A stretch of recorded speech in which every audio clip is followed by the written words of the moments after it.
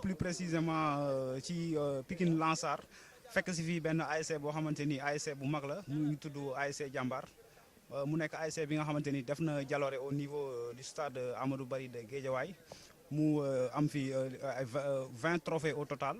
15 yi nekk ay trophées zonal mu am 3 départemental benn régional benn phase nationale ASC Jàmbaar bu ñu koy wax parce que équipe joueurs yu bari jaar nañ fi ku mel ni Bamba jaar na fi ku mel ni Pocho alias Lamine Koné ku mel ni aussi bokk na ci Baba Touré ku mel ni Bamba ku mel ni Kader jaar na fi ku mel ni Samba Faye jaar na fi ñun Ofo Mbaye bu ñu doon lim mën naa wax ni duñ fi jóge parce que pratiquement joueurs yu bari yoo xamante ni ils font les beaux jours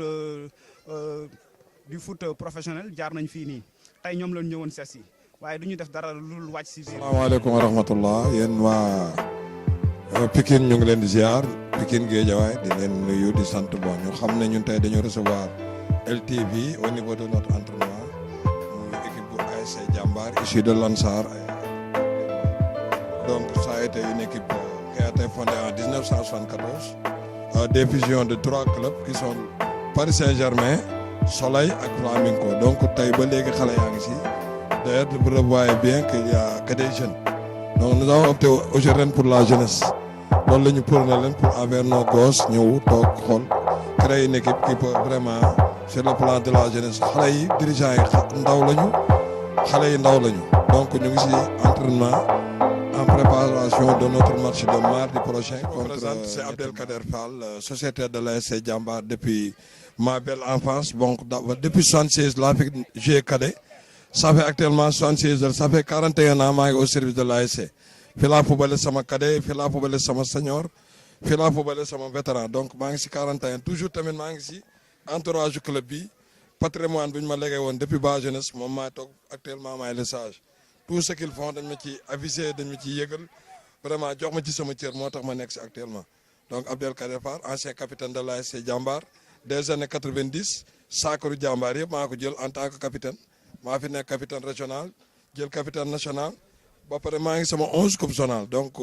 vous voyez man icône laa ci koñ bi icône laa si Jàmbaar fii laa xamee sama lépp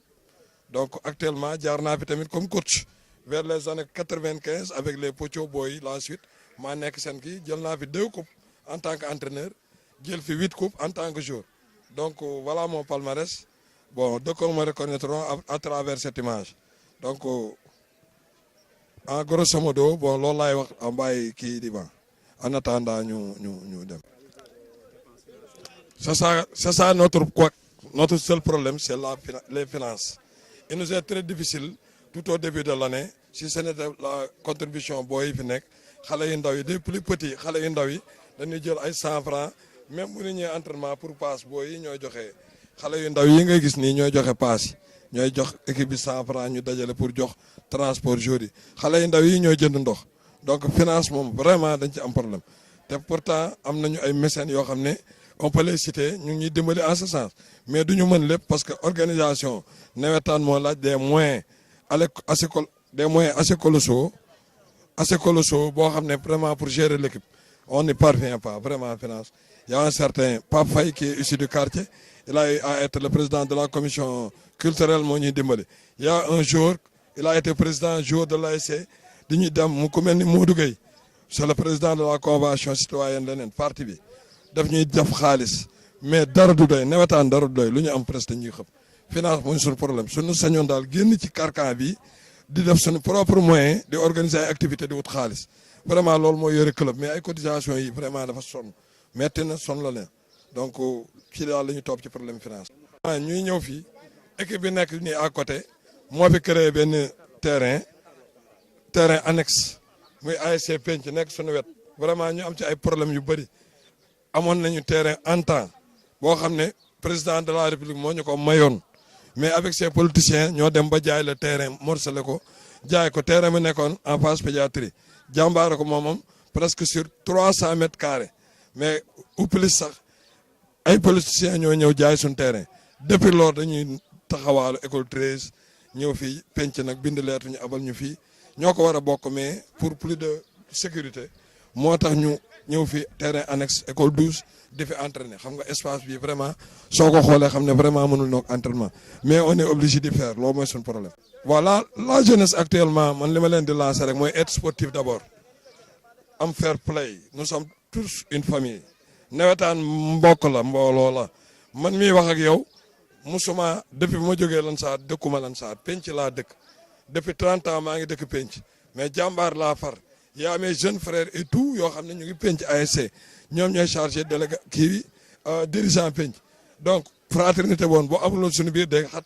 noonu lañ ko war a yaatale nag ba ci terrain pour ne non violence bàyyi xeer parce que ñii def violence ci terrain yi ce ne sont pas les supporters ce sont ñoo xam ne xamuñu lu équipe bi di doxee du seen dërëm moo ci dugg mais vagabondage rek moo leen ci dugal perversion rek moo ci dugal. sànni xeer bi indi ay coow yoo xam ne moo fi am mais booy yi ma gis nii du ñoom ñooy indi violence du booy yi ñooy du joueur yi ñooy indi violence tantôt dina am ay problème arbitrage te loolu mën ta ñàkk nit day juum mu am ay couac mais ñiy indi violence yëpp ce sont les alentours faruñu sax si équipe bi ils ont l'habitude de faire de mauvaises choses dans les stades mais ce ne sont même pas des supporters d'équipe ni des sportifs ñooy indi violence loolu nag suñ ko cerner rek violence dina dañ ci football xam ñi bëgg football ak ñi bëggul football nañ toog seen kër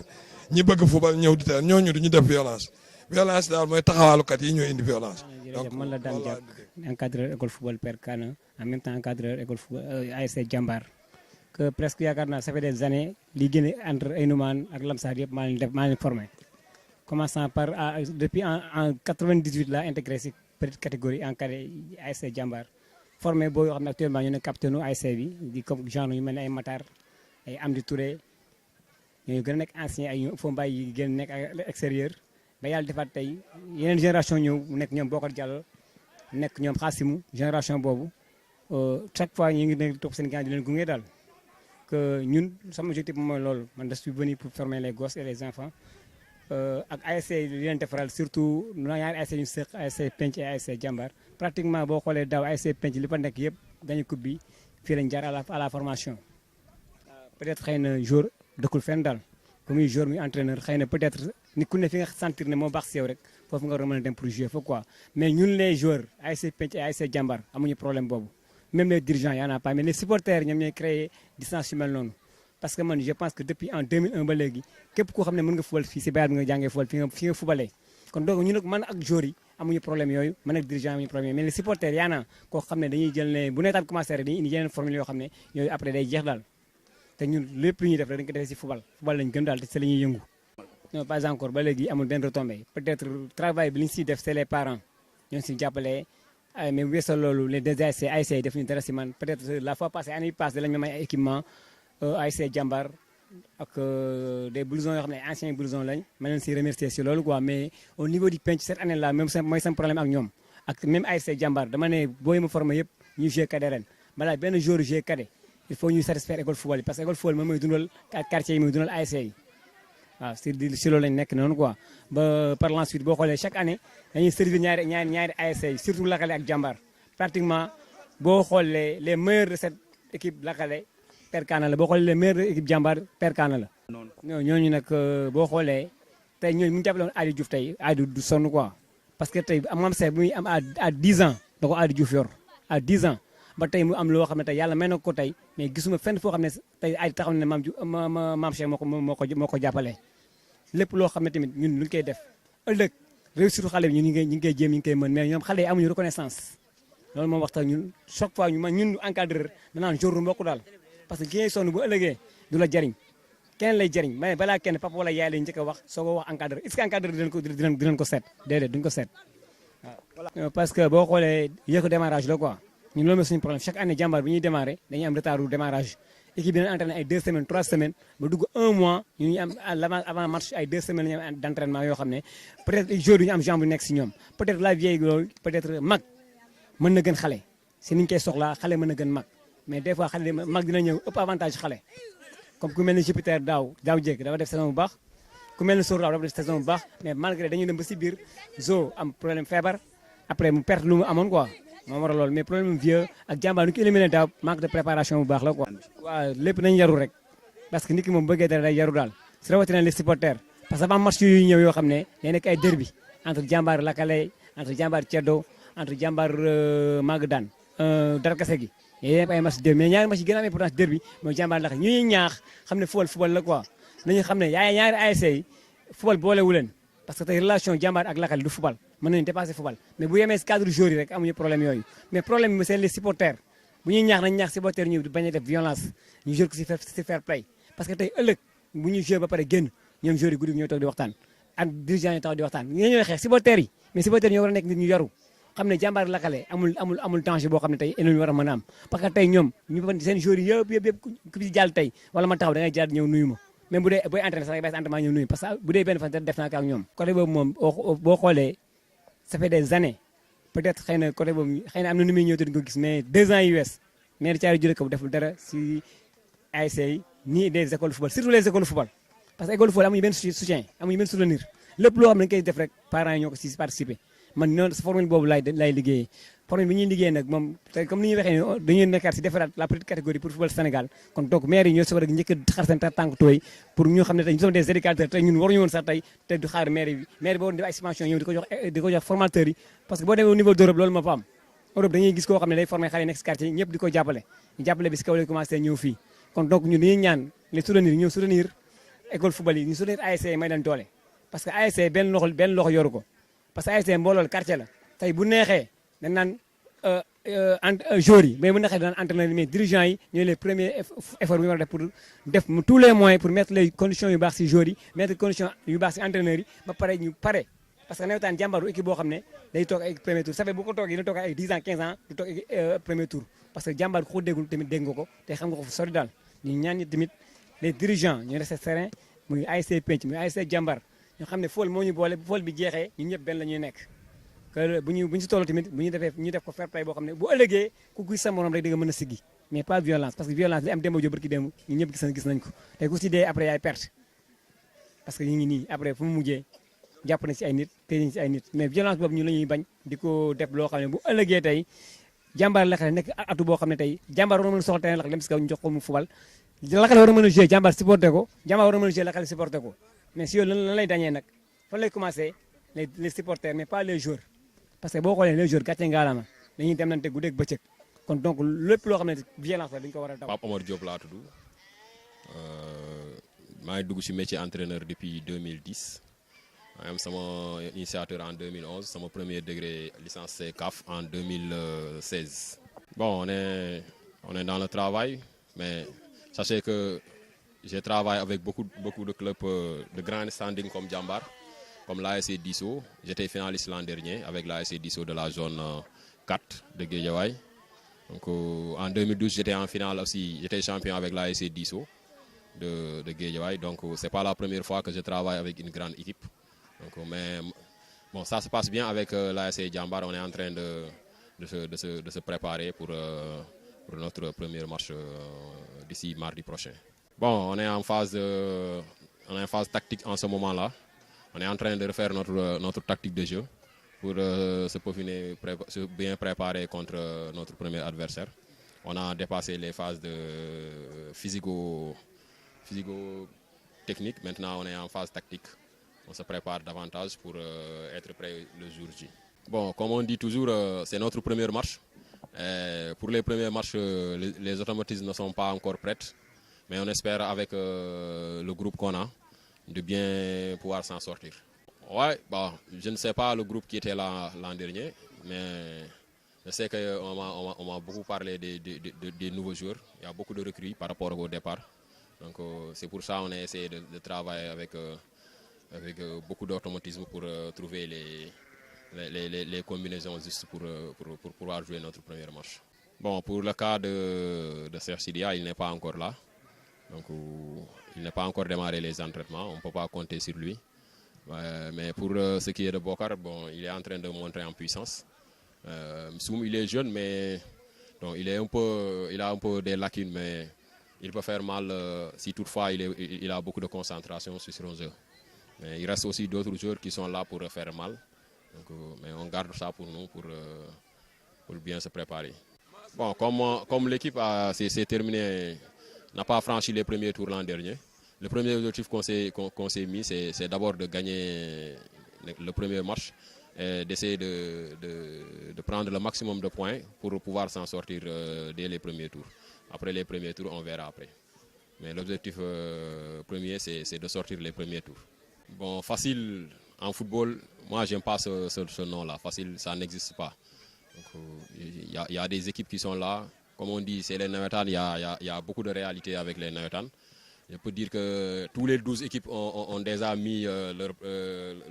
placard en œuvre pour attendre la coupe.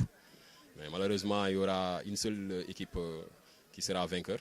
Mais n'empêche, nous, on a nos chances et on va se battre pour être parmi les deux meilleurs. Moi, je suis un novice dans cette zone-là. Je connais les équipes par de nom. Mais là, c'est Pinch, on a joué un match amical l'an dernier avec l'ASC Disso. Ils ont un bon groupe, ils jouent bien au ballon, mais c'est le football. Donc, on ne se focalise pas sur l'ASC Pinch parce que ce n'est pas lui notre seul adversaire. On a d'autres adversaires qu'on doit jouer. Donc l'essentiel, c'est de prendre le maximum de points. C'est ça notre objectif. Moi, j'ai attendu ça, on m'a dit ça. Maintenant, c'est un chantier qu'on doit s'atteler. On est en train de travailler là-dessus. Donc j'espère que d'ici notre premier match, on sera prêt à 50% ou bien à 60% pour éviter cette phénomène-là de l'an dernier. Moi, je dis de ne pas trop s'enflammer, de croire à nos joueurs et à notre capacité et de rester toujours derrière nous, d'encourager l'équipe et d'être toujours derrière nous. Sans violence, comme on dit toujours, le football maintenant il est lié à la violence. Et j'appelle aux supporters de ne pas être violents, d'être toujours des supporters, d'encourager l'équipe. Et Inch'Allah, on aura quelque chose cette année.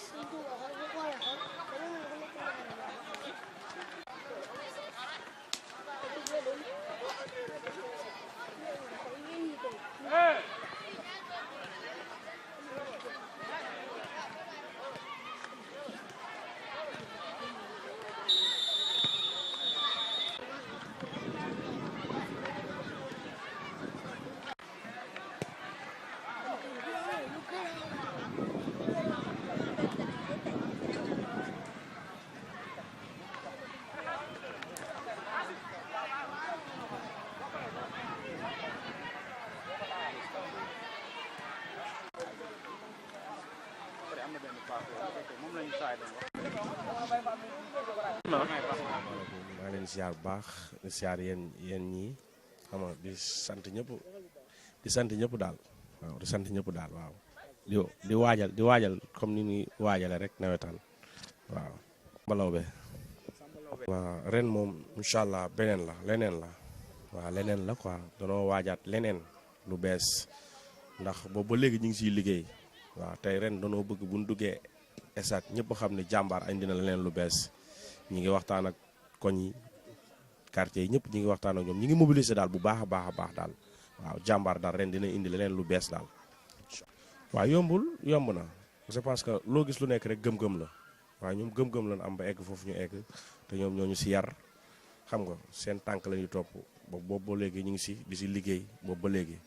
te gëm-gëm boobu ñu am ba egg foofu noonu ñun ñi ngi si ñoom ñi ngi ñu siy teg ñoom ñi ngi waxtaan ak ñun chaque jour réeroowuñ si dara daal ñun ak ñoom réeroowuñ si dara waaw ñu ngi si bu baax a baax ren daal beneen jàmbaar la waaw incha allah ren comme ni ñu la ko waxee rek dañoo defar sax bañ na ko ba dañ defar ay carte yoo xamante ni képp ku nga xamante ni jàmbaar nga bokk rek da nga koy jënd képp ku nga xamante ni jàmbaar nga bokk da nga koy jënd loolu moom ñu ngi ciy liggéey bu baax a baax quartier bu nekk dugal nañ fa lu toll ak 200 cartes te gëm nañ ni carte yooyu day jeex tàkk man mii rek koñ bi ba dëkk dugal naa fa 200 cartes te léegi presque 100 cartes yëpp jeex na te ay supporters kenn ku nekk moo koy jënd te kenn ku nekk dañ naa la temps nga koy jëndee te da nga koy jënd ñu ngi siy vee bu baax a baax daal mooy ni ma la ko waxee sànq na la jàmbaar ren leneen la. waaw loolu mooy ni ñu koy waxee rek mooy maanaam man pour man ñàkk éducation la bu baax mooy su la éduqué ñun koñ bi fii leen juddoo fi leen yaroo dañoo gis suñuy mag comme nu nga waxee noonu gis suñuy mag ni ñuy doxee ni ñuy waxee ñoom ñëpp ñun seen tànk rek lañ topp su ñëwee stade li ñu tàmmal moom mooy dem stade way tëgg mu neex gañe dem ñibbisi xamuñu xeex xamuñu xuloo ku ñu saaga dul la faale dañuy xam ni neer day yéeg ñu xam ni kat football moo ñu indi ñu football gañe dem ñibbi loolu lañ xam loolu lañ ñu tàmmal te noonu lañ koy defee incha allah gars yi préparé waa jàmbaar ñu ngi ñëw te xam ni jàmbaar ren leneen la incha allah. waaw non dañuy jël joueur quoi ba pare. xaas jéewul ah non li tax muy entraîné. asalaamaaleykum. yaay maa ngi tudd Bokar Diallo di capitaine u ASC Jàmbaar bu Guédiawaye. juste c'est une fierté la ma sol mooy Jàmbaar parce que fii laa defee lépp mën naa wax depuis minime cadet ba senior fii laa ko defee fii laa defee sama cursus ci football yëpp fii laa ko defee. waaw d'accord xam nga lépp ci cadre bëgg a gagner la rek xam nga boo nekkee gagneur am na yenn yoo xamante ne da ngay considérer match nul sax défaite la ci yow mën nañ wax. waaw ñun moom comme li gars yi wax rek dañoo tàmm victoire bu ñu demee am match nul sax day xaw a doy waar ci ñun moo tax gars yi di ànd ak pression boobu mais du dara football la rek football moo demee noonu. waaw tamit ci la bokk lépp sport la daaw liggéey nañ nu ñu war a liggéeyee peut-être chance bi moo nekkul woon suñu côté mais liggéey bi dañ koy continuer ren rek xam nga di ñaan yàlla mu suturaal ñu am nañ ci yaakaar pour ren ñu ngi yaakaar def. performance bu baax ci année 2017 2018 bi incha allah. waaw surtout ci travail boobu la coach bi gën a misé wu. mais daal comme li may wax rek am nañ ci yaakaar bàyyiwuñu dara muy travail défensif offensif lépp gars yi bàyyiwuñu dara ren parce que ren dañoo bëgg dara incha allah. non pas du tout dëgg la ponkal yëpp fii lañ nekk mais football la rek mënul weesu football. te dañ ne boo bëggee jël coupe faw nga gagné équipe yu mag yëpp waaw ñun daaw lii moo ñu daloon dañu ñëw bokk ci poule bu moins te mën nañ considérer ñun ñoo nekkoon favori ci poule boobu mais ñun ñoo njëkk a toog mais ren moom xam nga gars yi bàyyi nañ ci xel bu baax a baax ren daal ñu ngi ñaan yàlla ci suturoo gu bëree bëri parce que ñu ngi ci daal ñu ngi ci entraînement yi xam nga am nañ ci yaakaar. waaw jàmbaar moom déjà c'est une famille jàmbaar moom bu ñu nee jàmbaar rek famille la ku ñëw mën na bokk. des fois nga nit jóge Kédougou Casamance mais day mel ni ñoom ñoo dëkk ci quartier bi parce que quartier bi noonu lañ yàgg a mel loolooy jàmbaar dañoo yaatu xam nga esprit buy neex na daal ku ñëw da ngay bokk amul xaaj ak seen jàmbaar noonu la famille la ku ñëw. tombé sur ASC Ñetti Mbaar en première journée c'est un cadeau. non du ma ne cadeau la parce que tous les équipes se valent lii moom mënul nekk cadeau. Ñetti Mbaar équipe bu baax la xam nga am nañu ay joueurs yu baax talentueux match la daal comme yeneen match yëpp mais d'abord ci match boobu leen jëm ci la ñu concentré wu nii dañuy jël match par match parce que ren moom comme li ma la ko waxee rek lañ daloon daaw dootuñu dar ren gars yi dañoo décider xam nga yàlla baax na. waaw kontaan rek quartier bi dañoo am ci man yaakaar yàgg nañ ma koo wax mais ren comme ni ma la ko waxee rek peut-être. waaw mën naa ne ndaw laa maag booy ñoo maase mais capitaine du âge du kii mais responsabilité la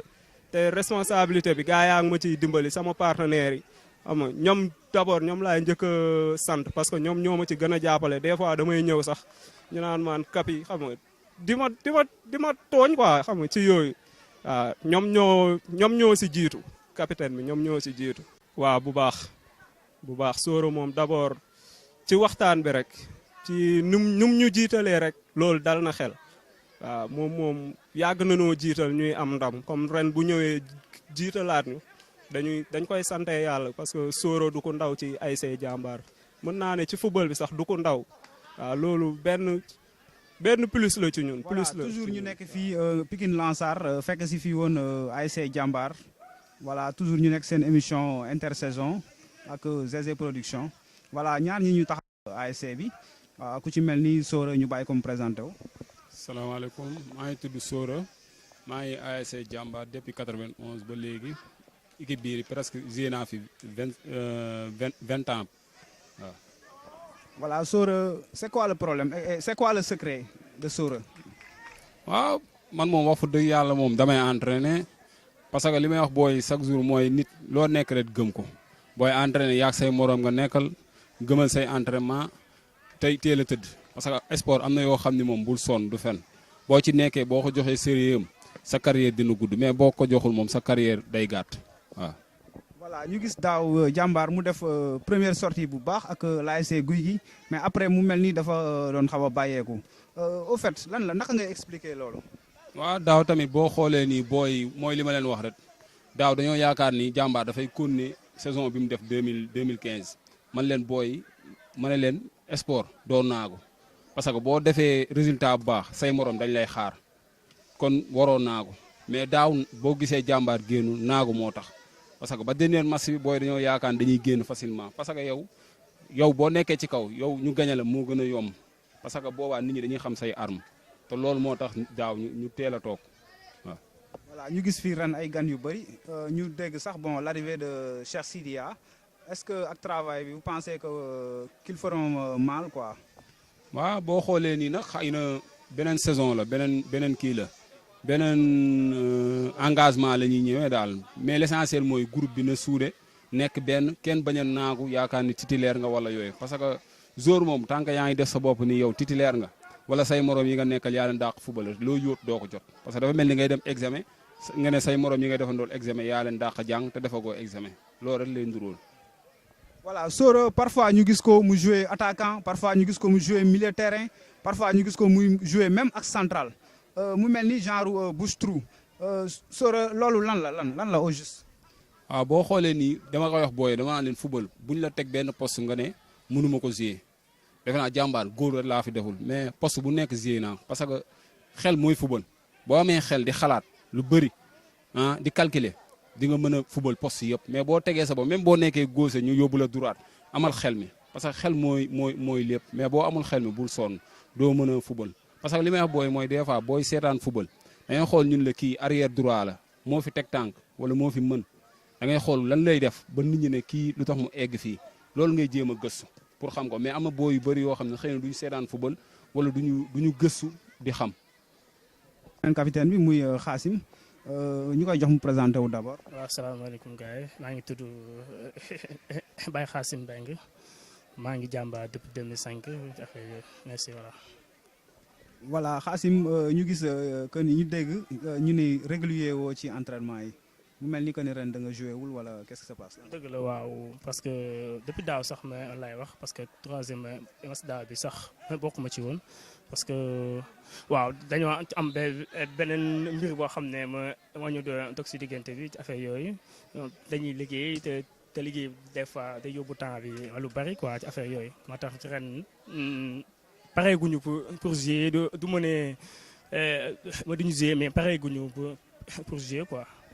voilà bi ñu ñëwee fii ñu fekk fi benn entraîneur bu expérimenté du nom de Oumar voilà lan nga ñu mën a wax ci moom. waaw parce que coach bi mais man maa ko jëli man maa ko indi Jàmbaar parce que man la ñu fal PCS yooyu ma suivre ko depuis daaw ci muy def ay kii yu baax a baax ci affaire yooyu maa ko dem demancé waxtaan ak moom pour ñëw. présenté ko gars yi ci mu ñëw Jàmbaar nag manqué wul coach parce que Mansour mi ñu taxawal rek moom mën na doon coach mais day préféré jox beneen nit ñoom ñu koy jàppale quoi parce que Jàmbaar fii moom bari na ko ñu mën a nekk loolu coach mais dañuy préféré ma ñu dem jëli koo xam ne dëkk fii wala dara teg ko gars yi nekk ci ginnaawam quoi. voilà ñu gis ngeen bokk ci groupe bu metti ren groupe bu metti ak daaw ni ngeen toogee premier tour. lan nga ñuy wax ci loolu ndax xam ngeen li leen di xaar. waaw parce que daaw comme ni ko Mansour waxee rek daaw dañoo yaakaar ni ñu jàmbaar moo fi mën parce que 2015 dañoo dóor ñëpp match ni loolu ñu benn match ñëpp lañ dóor ba demi-finale départementale léegi daaw gars yi defe ne la amoon 2015 ay amaat te comme fii mën nga fee mën mais gars yi de mën nañ la préparer quoi yu mel noonu wala demee woon moo tax daaw ba ñu toog premier tour mais léegi nag bi ñu toogee premier tour ndax xëy na ñu bëri ñu bàyyi woon sax dañoo ñëwaat pour jàppaat ci pour nekkaat ci pour jàmbaar delluwaat fa jàmbaar nekkoon parce que ñun waruñu di wàcc ci jàmbaar parce que jàmbaar ku xam jàmbaar ci xam ne dëkk bu mag la nit ku nekk ma nekkoon na fi nit ku nekk daan na fi jàmbaar dëkk bu mag la ci affaire yooyu trophée bu nekk daf fee jaar xam nga kon ñun waruñu def jàmbaar di wàcc ba si suuf léegi ren ñu préparé wu xam nga but ay jour dolli waxtaan ak ba booy fi dëkkoon dem xam nga booy dellu si waat ñu waxtaan ak ñu seen grand yi tamit ñu mel ni Mansour grand Jupiter ci affaire yooyu ñun ñëpp delloo si waat leen pour commencer waat ndax ren dañoo bokk ci kii bu metti parce que laxalee ceddoo ci affaire yooyu ñetti mbaa darkase nga xam ne ay kii yu mag lañ quoi moo tax ci ren foog ñu préparé waat pour delloowaat jàmbaar fa jàmbaar nekkoon quoi. voilà mbokk yi ñu seetaan ñu nekkoon fii ci Pikine Lansar ñëwoon tey fekkoon fii ASC bu mag bi nga xamante ni kenn dootu ko